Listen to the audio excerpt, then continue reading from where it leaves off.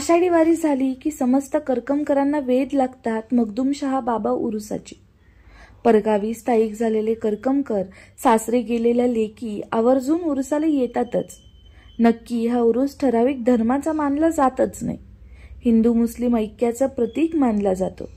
या उरुसाला प्राचीन परंपरा आहे। अलीकडे या उरुसाचं स्वरूप व्यापक होत असले तरी त्या मागची श्रद्धाही व्यापक होत आहे। या उरुसाचे वेळापत्रक असे: गुरुवार दिनांक 10 जुलै 2025 रोजी रात्री 8 वाजता संदल, आणि जो प्रसाद वाटप केला जातो ज्याची चव अद्वितीय अशी असते तो महाप्रसाद असणार आहे। शुक्रवार दिनांक 11 जुलै 2025 रोजी दिवसभर हा प्रसाद असणार आहे।